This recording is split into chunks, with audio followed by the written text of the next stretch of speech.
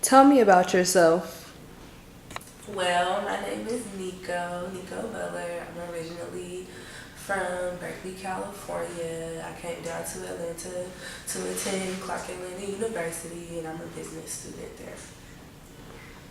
Okay, what do you know about the company?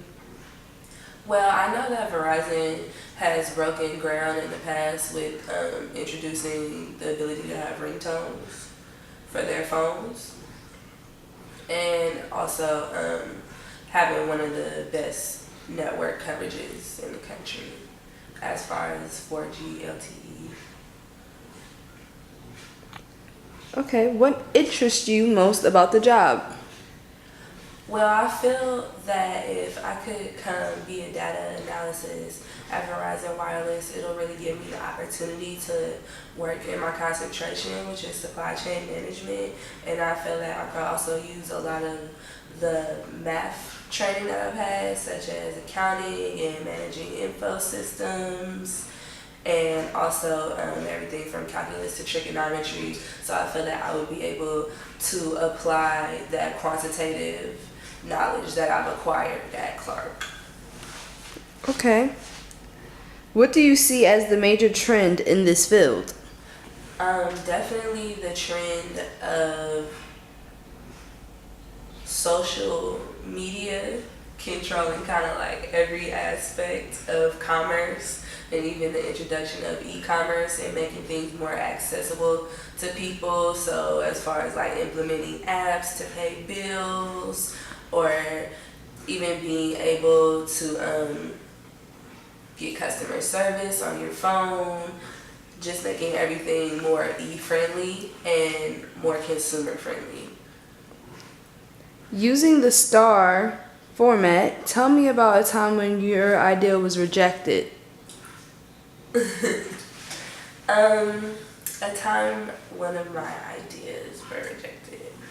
Usually my ideas get like good praise because I tend to have pretty good ideas. But a time that one of my ideas was rejected. Um, well, the situation was that we were putting on an event, and it was, I guess, supposed to be more academic opposed to like socially temperamental.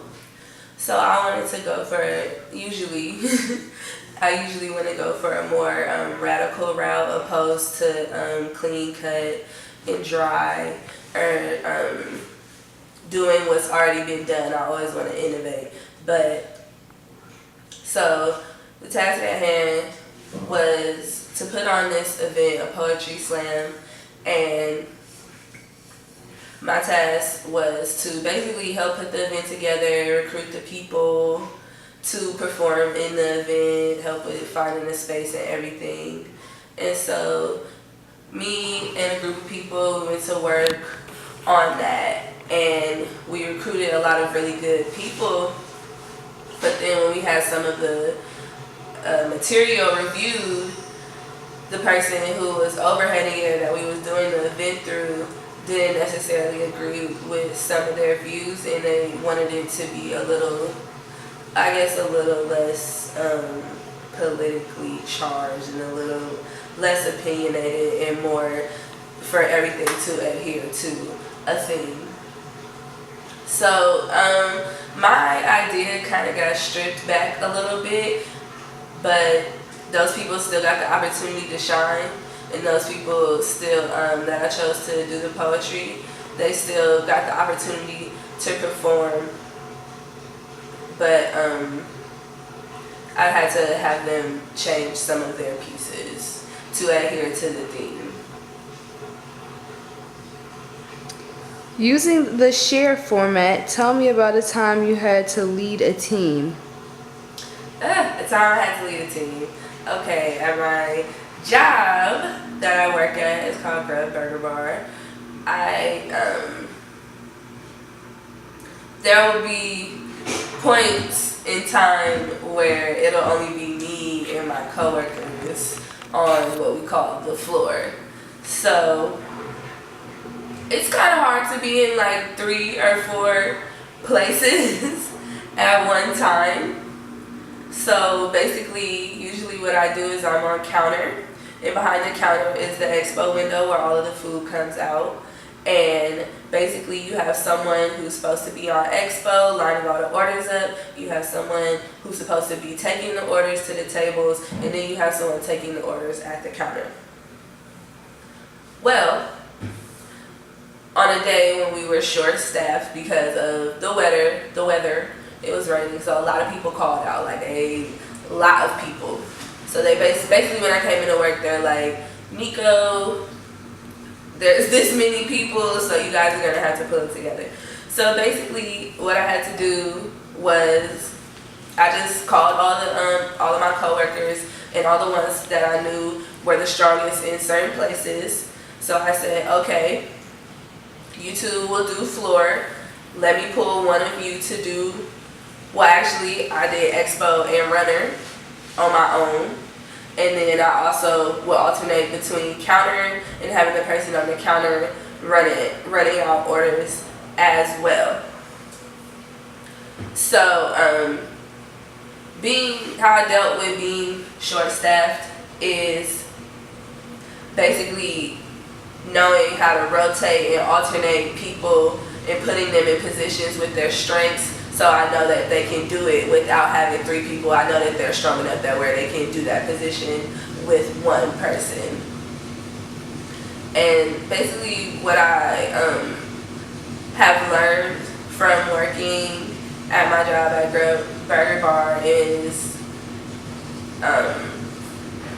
delegating tasks isn't necessarily about like telling people what to do or making sure that people get things done for you, but it's about knowing how to work with a flow and knowing how to know like, okay, I only have 3 people in line, so I know that I don't need to I don't need to be at expo. I could be on counter, I'll be fine. Or if knowing I got a line to the door, okay, I'm gonna pull somebody to be on expo who hasn't been here as long, so they can just put the orders out and run the food, and I'll ring up the customers because I know all the menu items and I can do it in a timely manner. Name one regret you have about your academic career. I wouldn't say the word regret. I would say learning experiences. Being in college is definitely about building upon yourself and growing as a person in your academic career, in your business career, in your personal life. So everything that I have experienced at Clark has only made me a stronger individual. It has only made me want to strive to be a better student. Who has been your source of inspiration in your professional life? Why that person? A source of inspiration in my professional life is one of my mentors that I had from when I was in 5th grade and up until now. His name is Andrew Robinson. He attended Cal. In California, we call it Cal. So, University of California, Berkeley. He attended Cal. He moved out to Boston. His wife was in Harvard while she was pregnant. And he is one of my inspirations because he went into a very popular e-commerce company and told them, I'll work for free. And within 3 years, not even within 2 years, he's taken a website that was pretty much nothing and made it a multi-million-dollar company.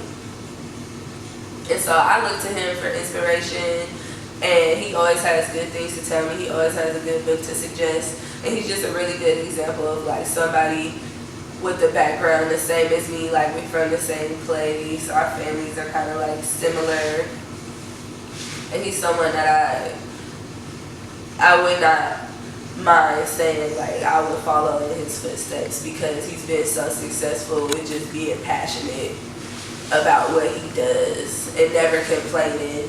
And he wakes up every morning and he sends his kids to school and he makes his list for work, and everyone loves him, and everyone respects him because they know that not only is he their boss, but like he's knowledgeable and he's been in positions like them, and he's like, I'm not a multi-million-dollar CEO here. I'm working with you, not having you work for me. And he always encourages me to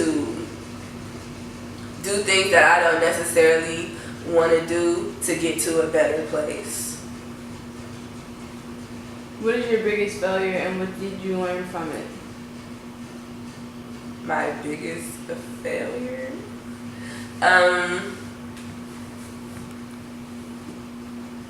I wouldn't say failure, just more things that I haven't materialized yet. Like, I wanted to start a clothing line, and I've been wanting to start a clothing line since I was in like high school. And for a long time I was downing myself about not having that, when I realized that it's all gonna happen at the right time, because I don't want it to be something overnight. Like, I want my company to be something that grows organically out of me. And I know that if I keep working hard and if I stay in school, I could find people to support that. And I know that I could continue to build up my finances to be able to start up some of that company and then just make a couple things and see where it goes. So biggest failure, I can't have any biggest failures because I'm still here.